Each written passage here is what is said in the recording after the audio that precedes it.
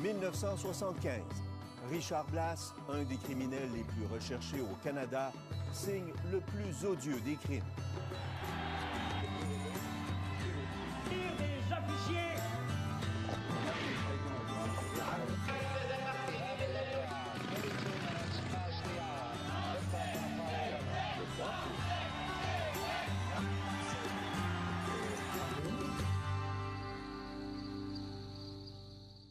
Ici Guy Gendron, bienvenue à Tout le monde en parlait. En 1975, Richard Blass est le criminel le plus célèbre au Québec. Il fait presque quotidiennement la manchette des journaux qui le surnomment le chat parce qu'il semble avoir 9 vies. Il a survécu à plusieurs attentats et s'est évadé de prison à 3 reprises de manière spectaculaire. Tout au long de sa carrière criminelle, il joue au chat et à la souris avec les policiers, dont un en particulier, Albert Lisacek de la Sûreté du Québec. Ce policier, qui a la réputation d'être parmi les plus durs au Canada, est prêt à tout pour l'arrêter. Fin janvier 1975, Richard Blass bascule dans l'horreur. C'est le massacre du Gargantua.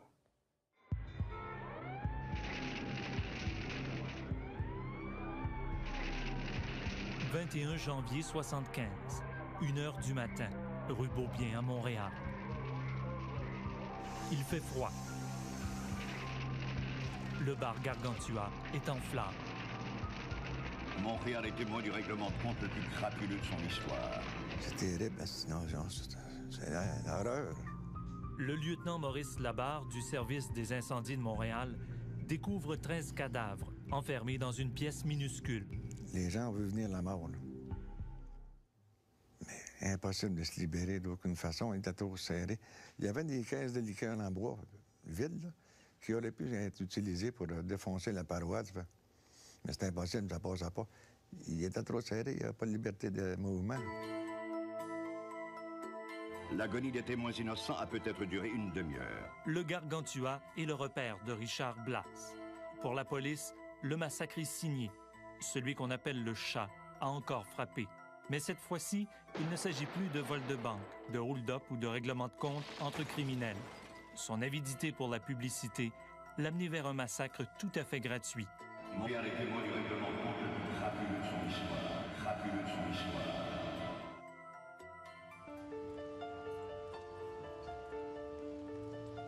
Richard Blass est né dans le quartier Villeray à Montréal. Il est le cadet de la famille. Son père, lui, a déserté le foyer quand Richard était enfant. Richard Blass est un dur, le petit chef de la famille. À l'adolescence, il est envoyé à l'école de réforme. Les premiers contacts que j'ai eus avec lui, puis je me rappelle après ça, parce que j'ai eu affaire à lui, il était détenu au Mont... Il avait été placé au Mont-Saint-Antoine. Et c'était un gars qui... il était très rancunier, il ne pardonnait pas facilement. Puis je n'ai pas été surpris qu'à un moment donné, quand il a décidé de s'embarquer contre des gangs, là, il ne faisait pas le poids. Mais avec le caractère qu'il avait, là, c'était le personnage qui n'hésitait pas, il reculait pas devant personne. Dans des cahiers, Blass collectionne les photos de ses héros. Al Capone, Bonnie Parker, Clyde Barrow, Monica la mitraille. Tous bandits de haut vol. Blass rêve de les égaler et même de les dépasser. Entre 1965 et 1975, Blass est condamné pour 23 crimes différents, surtout des vols, de plus en plus violents. Ben bon, c'était pas un gars des plus brillants, il ne faut pas se leurrer. Ça se compare pas à Jacques Messrine puis certaines personnes, Georges Lemay et compagnie. C'était un gars de terrain, c'était un gars qui jouait à ça. Et c'était un gars qui a fait sa marque dans certains domaines. Mais Blass en a assez de partager les profits de ses hold-up avec les Italiens qui contrôlent le centre de la ville. Il déclare la guerre à la mafia.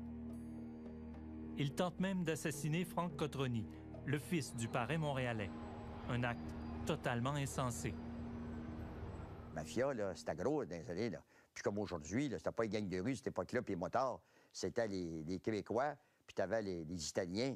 Et c'était très gros. Hein. La mafia était très puissante sur le terrain. Puis lui a dit, moi, pas vrai qu'on va travailler, puis on va donner notre cote au WAPS. Ça, c'était son expression. Je veux rien savoir de ça, moi.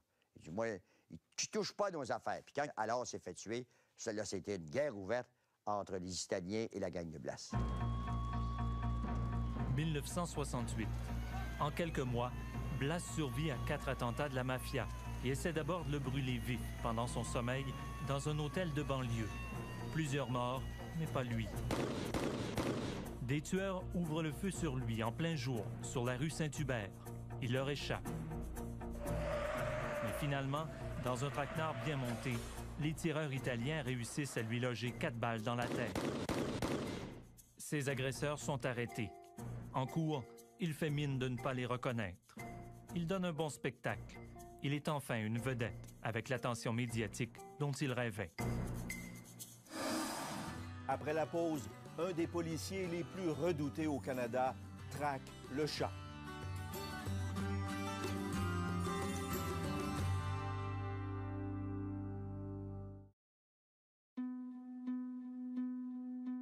À 23 ans, Richard Blas est déjà un criminel extrêmement violent.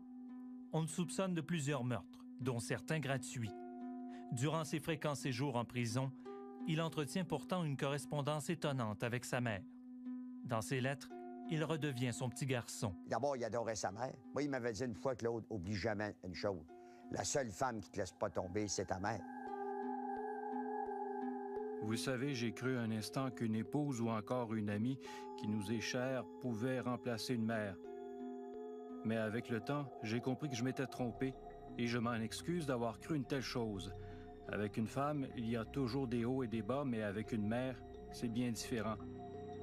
D'ici peu, la seule femme que je vais accepter à la visite, c'est ma vieille. Je suis tanné d'argumenter et vous savez, c'est drôlement fait une femme.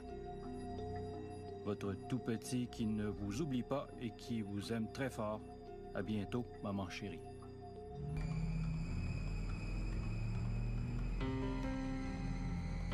Mais Richard Blas ne mêle pas les sentiments et les affaires. Début 69, il attaque une banque à Sherbrooke. Mais l'affaire tourne mal pour lui. Arrêté, il est envoyé à la prison de Bordeaux en attendant son procès. Le 16 octobre, Blas s'évade avec 7 co-détenus. Sa première évasion est spectaculaire. Son arrestation 2 jours plus tard rue Fabre est tout aussi spectaculaire.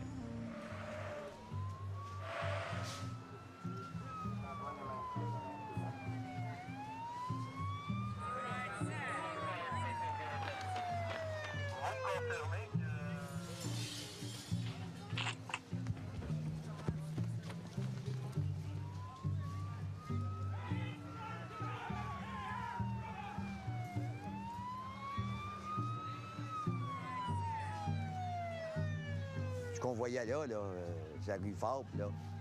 Par rapport à ça, quand tu regardes la façon, parce que moi, j'étais là cet après-midi-là, là, quand ils l'ont pincé, là, ça avait l'air de Police Academy numéro 8. C'est une voleur comme un autre.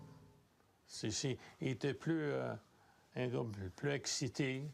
Il aimait ça faire des faces, il aimait ça rire. Puis il voulait être le héros.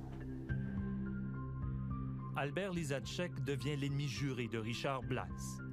Les deux hommes se croisent quand le sergent-détective Lisacek de la SQ doit escorter Blas à Sherbrooke pour qu'il subisse son procès.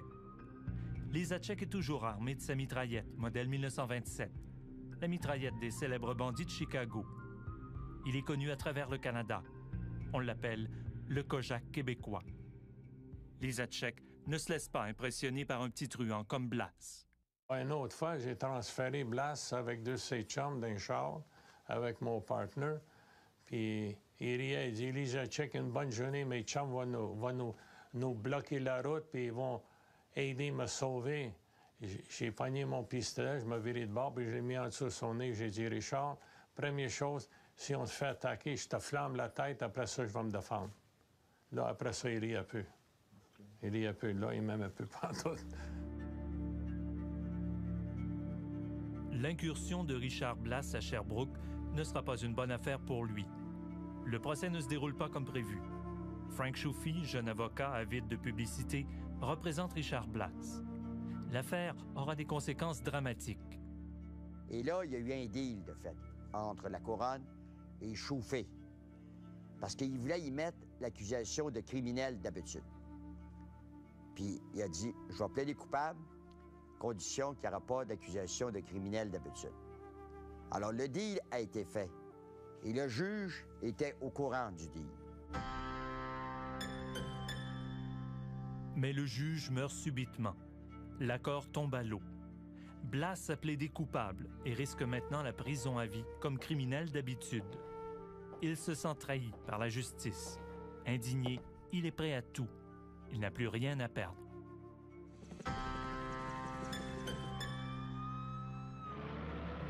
Quelques mois plus tard, le Québec est plongé en pleine crise d'octobre. James Cross et Pierre Laporte ont été enlevés par le Front de libération du Québec. Ceux qui ont le doigt sur la gâchette, ce sont des membres du FLQ. Rien ne saurait donc justifier le mal qui pourrait être fait à ces deux hommes. Et si par malheur quelque chose leur arrivait, le gouvernement pourchassera sans relâche les coupables. Blas entend profiter de la situation. Il propose au directeur du pénitencier de prendre en otage d'autres felkistes emprisonnés avec lui. Son plan, les tuer si le FLQ ne libère pas Cross et Laporte.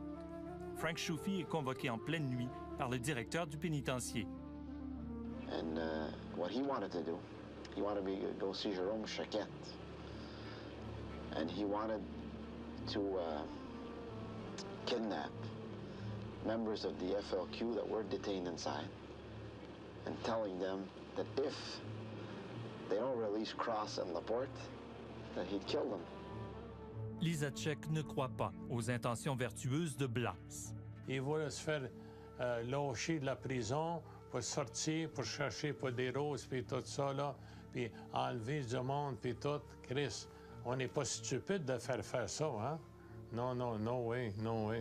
On a toujours du mal à comprendre l'étrange collaboration du directeur de la prison. Quoi qu'il en soit, le plan échafaudé par Richard Blas ne se réalisera pas. Il devra rester en prison jusqu'à sa prochaine évasion.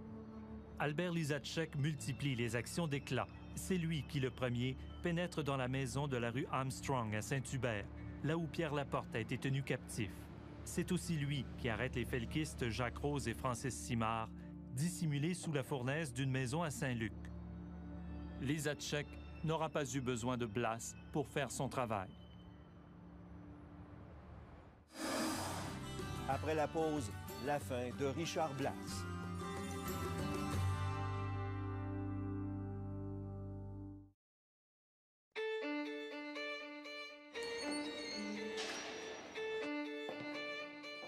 Le 23 octobre 1974, le jour de son anniversaire, Blas reçoit au pénitencier la visite de son fils, Yves.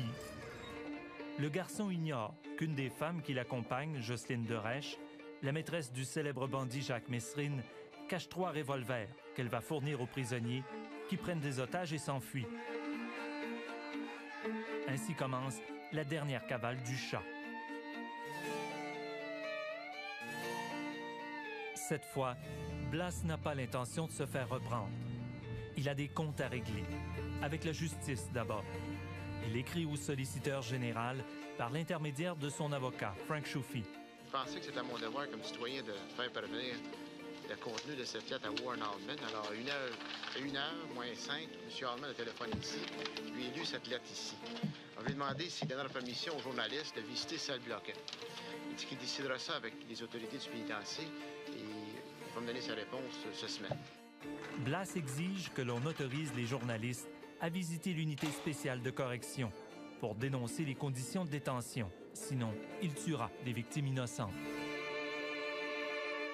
We have to believe it. We can't put aside a letter like that and saying, let's forget about it, because it could be serious.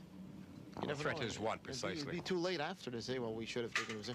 The threat is if Mr. Allman does not permit the newspapermen to go to visit cell block 1 and change the conditions of detention, him and Roussel are going to become killers. La direction accepte de commencer sur les ondes. Contre toute attente, Warren Allman cède aux exigences de Blas. Entre-temps, le chat continue de soigner son image. À la radio, dans les journaux et dans la rue, on semble vouer une curieuse admiration à l'ennemi public numéro 1. Mais Blas n'est pas satisfait. Il réécrit au ministre pour avertir qu'il mettra sa menace à exécution. Et là, il est devenu extrêmement dangereux, fou. Fou dangereux. Là, il est devenu une bête. Et là, il était dangereux. Très dangereux. Puis même, je peux te dire que, je peux en parler aujourd'hui parce qu'il y en a deux qui sont morts. Il y a des gens qui m'avaient raconté « approche-toi pas parce qu'il n'y a plus de contrôle ». Et puis même ses propres frères n'avaient eu peur. Le 21 janvier, Blas, accompagné de Fernand Baudet, commet l'irréparable. Puisque les conditions de détention n'ont pas changé, il pose un acte insensé.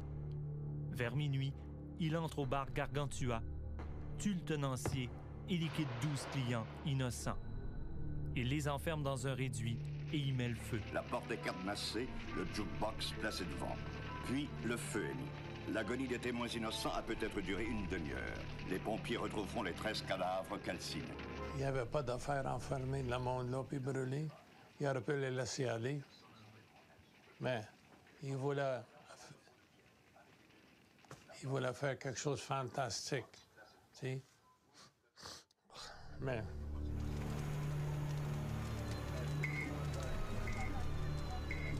j'ai mis le pied comme sur un rouleau de tapis, un morceau de... Là, la fumée, tout en se dissipant, il y avait le pompier d'Aujoie qui était à mes côtés. Il dit, lieutenant, c'est pas un tapis, il dit, c'est un cadavre. Oh. On a libéré le couloir, on a enlevé le restant de la porte, qui est resté à le bas de la porte, pour y découvrir les cadavres qui étaient entrepilés, recroisés.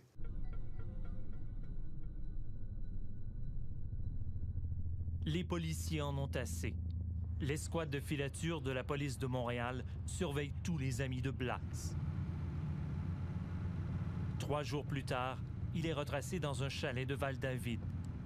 La filature laisse place à une escouade mixte de la SQ et de la police de Montréal, qui porte bien son nom, la Frappe. Là, ils ont suivi, puis jusque là-bas. Puis après ça, à 1h30 le matin, ils ont venu me chercher pour aller pour la Frappe. Puis on a monté là-bas, puis on a cerné la place, puis on est rentré, puis ça finit là. Il a pogné une arme à feu, puis il se fait descendre.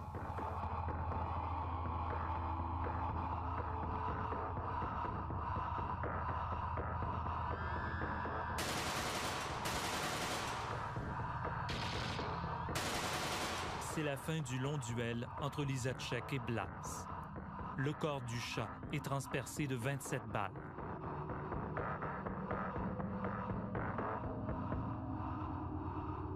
Pour les témoins de l'époque, l'opération soulève bien des questions. Let's be honest and say it. Let's say where the man is dangerous, we wanted to shoot him.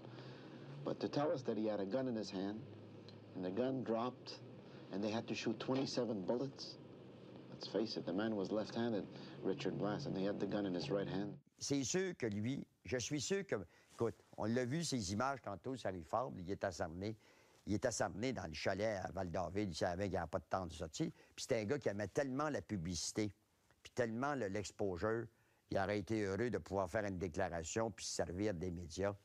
But what surprises me is that he had the gun in his hand, completely wrapped in his hand, in his right hand, and we find no fingerprints. Messrine ou Mérine, plage de Clignancourt à Paris, ils ont fait son procès dans la rue. Dans mon livre à moi, Blas, ils ont fait son procès dans le chalet. Maudit, si un gars prend une arme à feu, il a l'intention de te tirer, t'es mieux de descendre avant qu'il tire. C'est ça. Il t'a pas assassiné. C'était pas un meurtre, rien. C'était un corps défendant. Nous n'étions que des enfants, nous n'avions que 5 ou 6 ans. On jouait au même jeu, c'était lui le plus fort des deux. Bang, bang. C'est une vie finie. Moi, j'ai pitié pour la mère.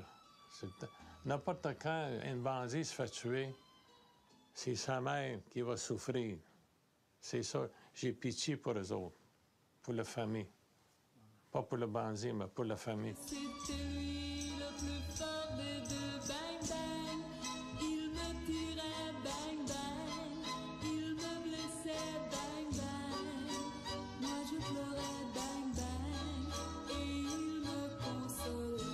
La mère de Richard Blass, le seul amour de sa vie, se suicide quelques années plus tard.